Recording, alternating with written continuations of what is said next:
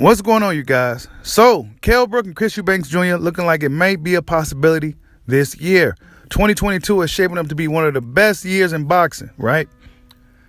Very interesting matchup indeed, right? Kell, Brook, and Chris Eubank Jr. Hit that like button for your boy. Give me the HBO special.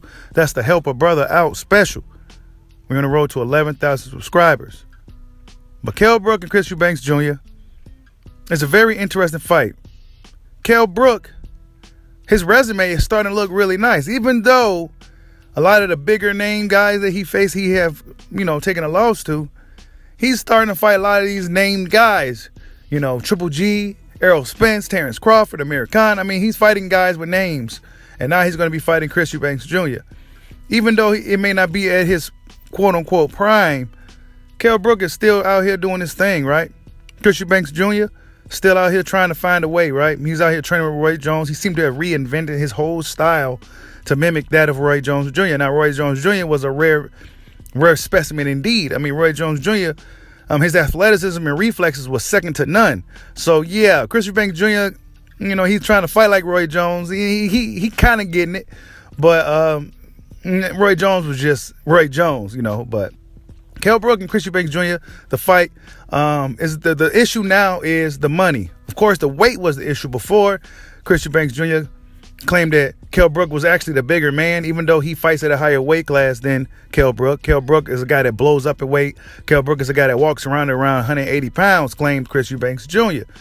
Kell Brook says that he won't fight over 155 pounds, but now it seemed like he kind of,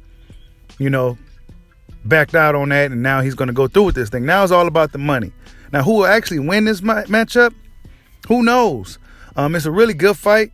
Kell Brook still seemed to have got a second win, right? One may say he had found a second win. He looked pretty good, even in his fight with Terrence Crawford when he lost. He still looked strong. He looked good. And in the fight with Amir Khan, he destroyed Amir Khan. So, yeah, Kell Brook still got some good fights left in him.